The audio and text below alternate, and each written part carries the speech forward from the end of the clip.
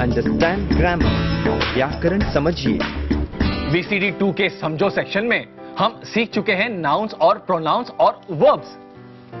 इस VCD में हम सीखेंगे आर्टिकल्स यानी अ एंड द, वर्ब्स यानी क्रिया, वाक्यों का स्ट्रक्चर और वाक्यों के प्रकार, और फिर छोटी छोटी बातें जैसे प्रीपोजिशंस और adjectives. Definite article the, indefinite article a and N.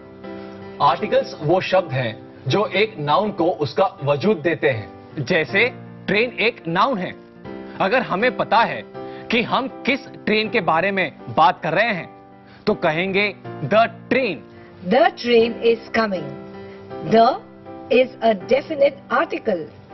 लेकिन अगर हमें नहीं पता है कि कौन सी ट्रेन आ रही है तो अ train is coming A article है, इनडेफिनिट आर्टिकल है।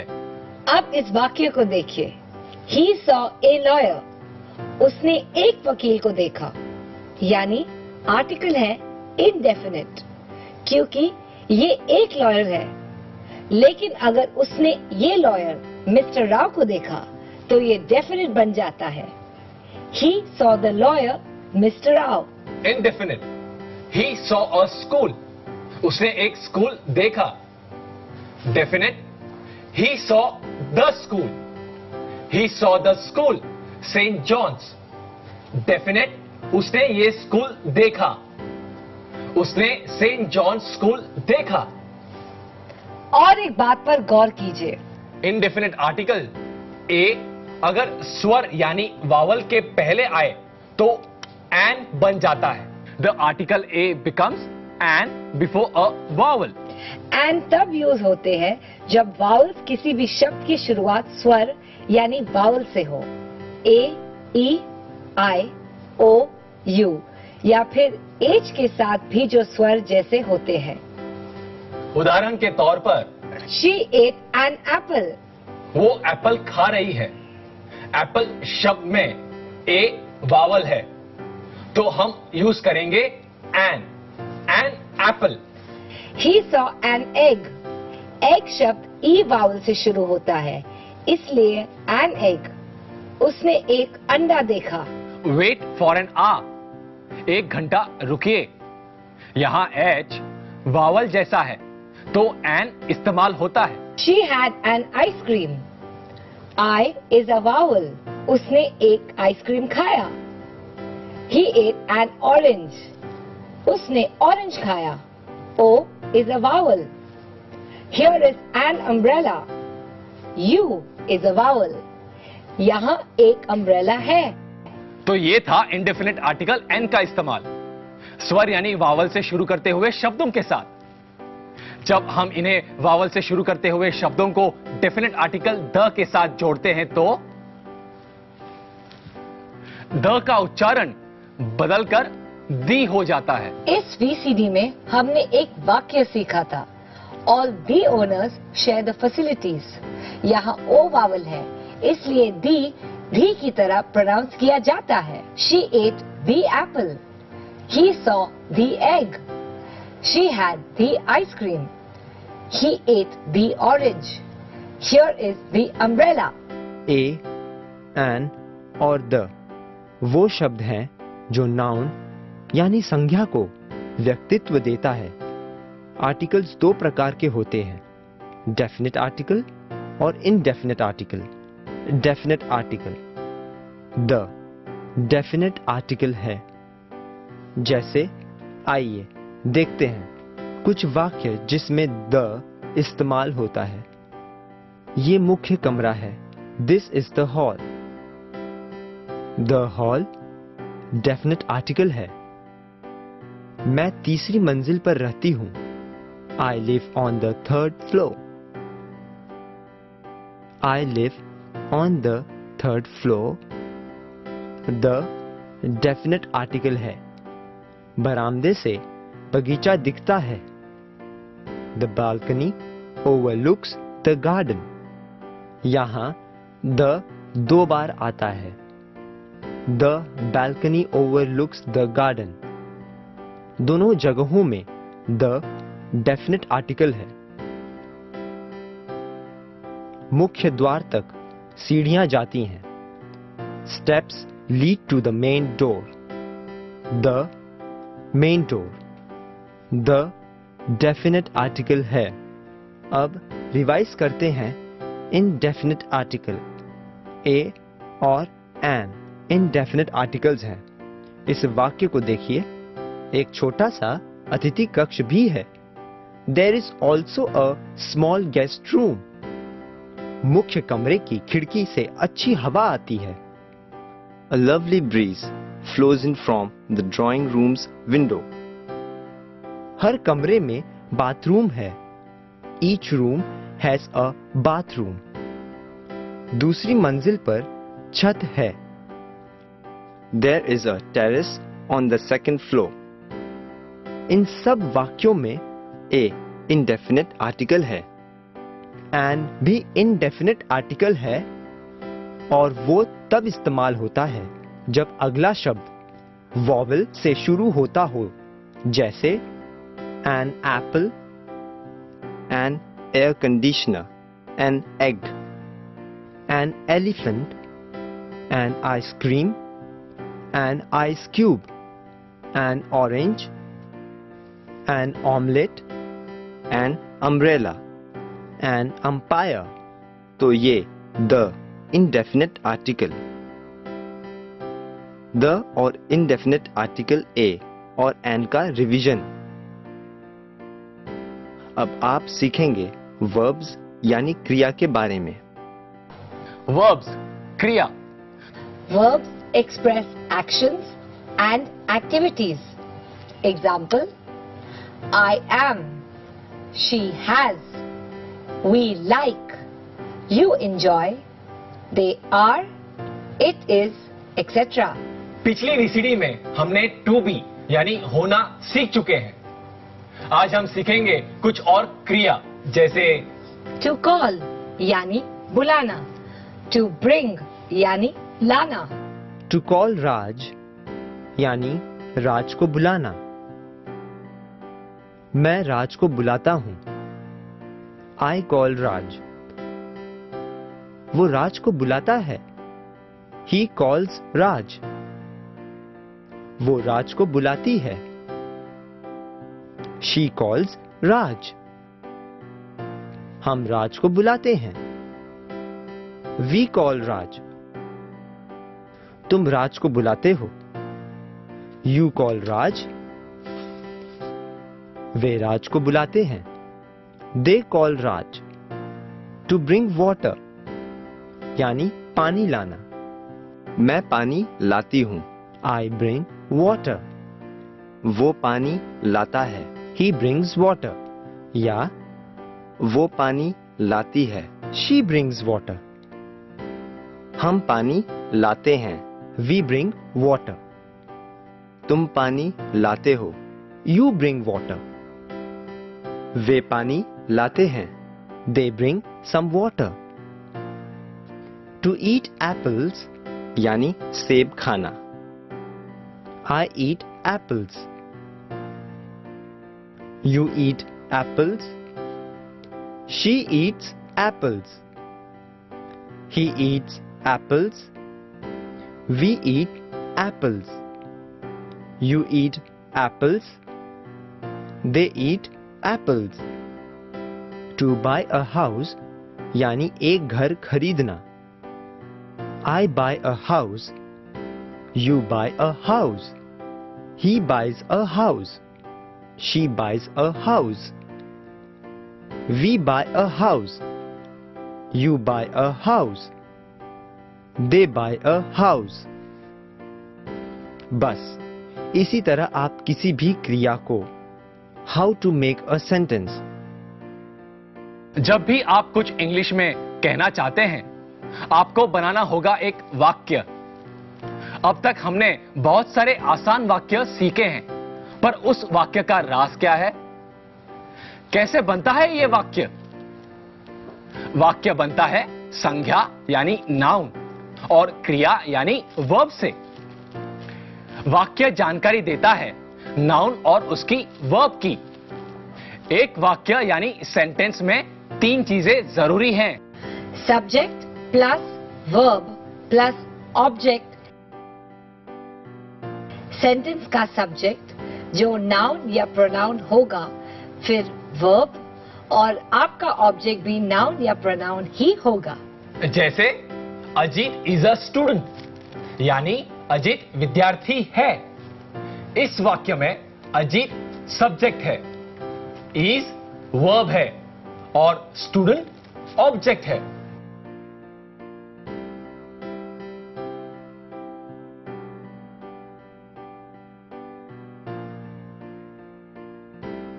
चलिए और एक वाक्य देखते हैं। आई क्लीन द रूम, मैं कमरा साफ करती हूँ। आई प्रोनाउन है, क्लीन वर्ब है, द रूम नाउन है।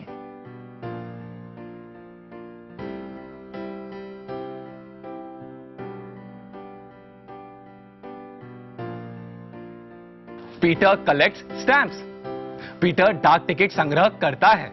Peter is the noun, collects is the verb, stamps is the object.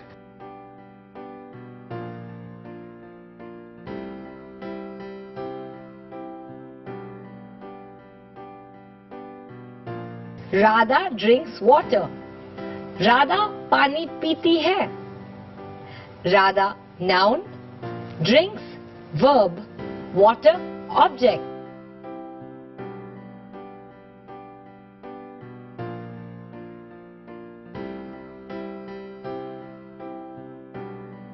We go home, हम घर जाते हैं। We pronoun, go verb, home object।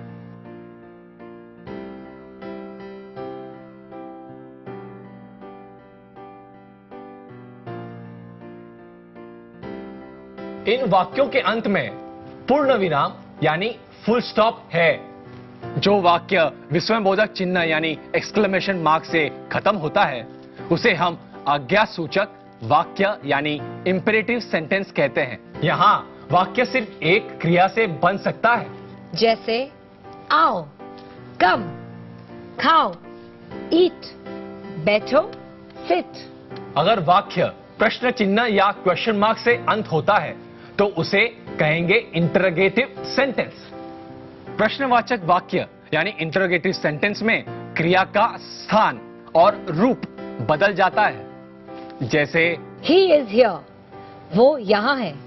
ये है सकारात्मक वाक्य यानी affirmative sentence. Is he here, ये है प्रश्न चिन्ह के साथ यानी interrogative sentence. You are from Mumbai, तुम मुंबई से हो। ये है सकारात्मक वाक्य यानी affirmative sentence. Are you from Mumbai, ये है प्रश्न चिन्ह के साथ यानी इंटरोगेटिव सेंटेंस। और हां, ऐसे प्रश्नवाचक वाक्य के अंत में प्रश्न चिन्ह लगाना मत भूलिए। अफर्मेटिव सेंटेंस यानी सकारात्मक वाक्य को नकारात्मक वाक्य यानी नेगेटिव सेंटेंस कैसे बनाते हैं, आइए सीखते हैं। किसी भी सकारात्मक वाक्य में ना लगाने से वो नकारात्मक वाक्य में परिवर्तित हो जाता है। जैसे सकारात्मक वाक्य मैं गुस्सा हूं, नकारात्मक वाक्य मैं गुस्सा नहीं हूं।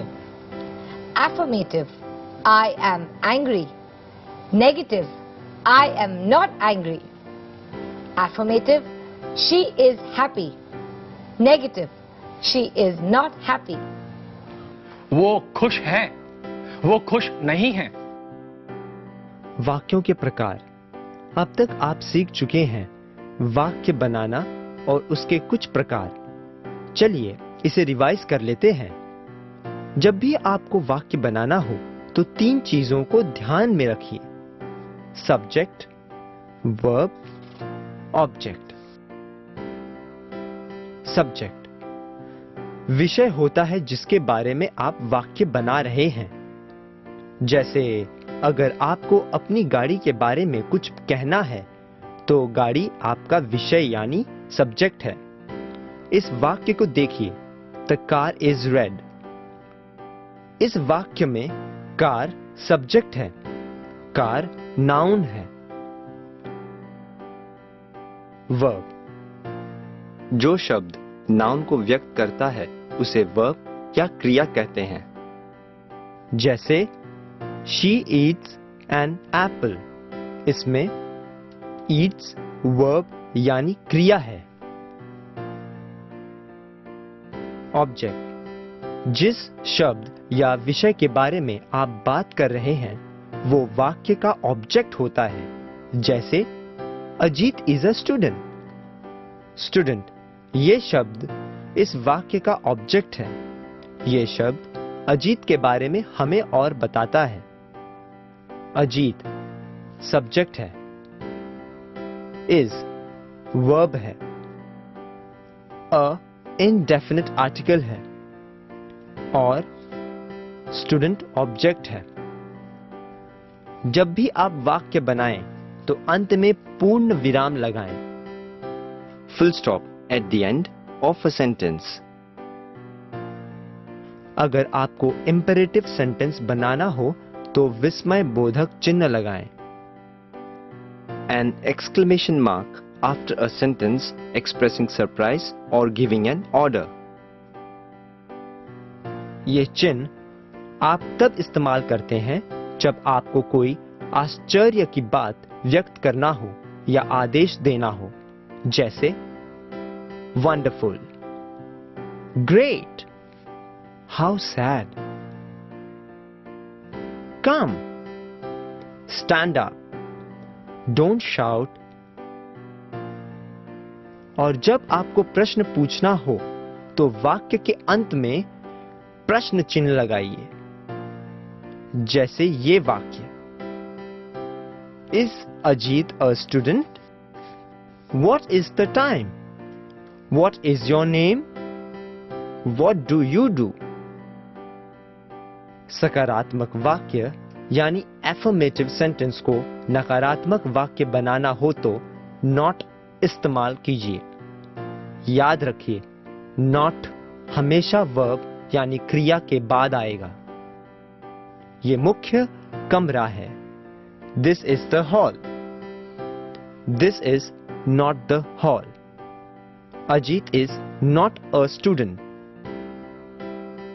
सही तरीके से ऐसे वाक्य यानी सेंटेंसेस और क्रिया यानी वर्ब्स इस्तेमाल करना हम सीखते रहेंगे।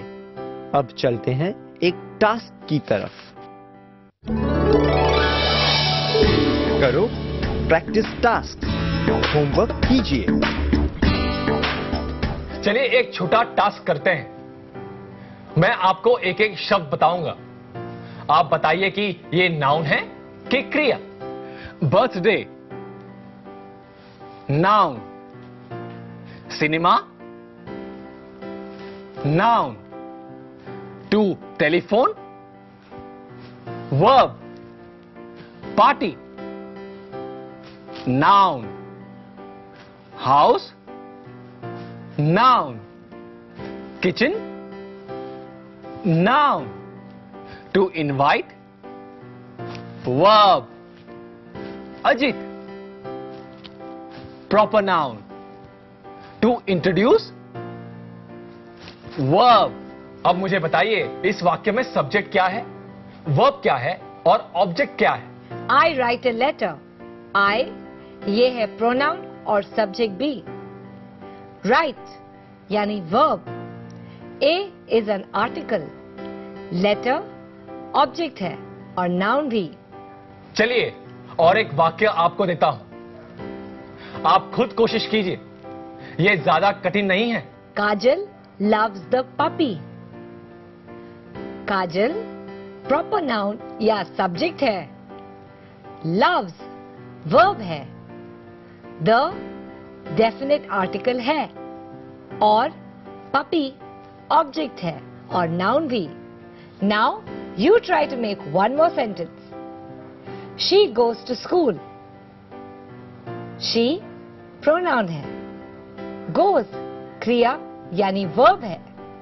School ऑब्जेक्ट है और नाउन भी। अब आप सोच रहे होंगे ये टू क्या है। ये वो टू नहीं है जो क्रिया के इंफिनिटिव रूप में आता है, जैसे to be, to bring, to eat, जो आपने पहले सीखा था। इस टू को कहते हैं प्रीपोजिशन, यानी संबंध बोधक। जैसे to, from, in, at, on, for, after, behind, between, next to, opposite, under, over.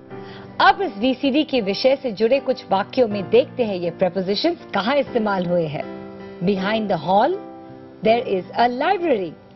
मुख्य कक्षा के पीछे पुस्तकालय है। The water is in the glass. पानी ग्लास के अंदर है। इन प्रीपोजिशन है। The balcony overlooks the garden. बरामदे से बगीचा दिखता है। ओवरलुक्स प्रीपोजिशन है। विशेषण यानी एडजेक्टिव्स, वो शब्द जो नाउन या प्रोनाउन के बारे में और जानकारी देते हैं, उसे विशेषण कहते हैं। जैसे घर में दीवार का रंग। The walls of the bedroom are pink. Bedroom की दीवारें गुलाबी हैं। पिंक विशेषण यानी एडजेक्टिव हैं। वो दीवार के बारे में हमें और जानकारी देते हैं। और एक उदाहरण देख लीजिए। The sofa set is in royal blue. Sofa set गहरा नीला है। अगर कोई व्यक्ति, चीज या जगह का वर्णन हो रहा हो तो वो शब्द विशेषण यानी एडजेक्टिव होता है। जैसे शरारती है। Rahul is naughty. Naughty adjective है। गोल मेज मुख्य कमरे में है। The round table is in the hall. Round is an adjective यानी विशेषण।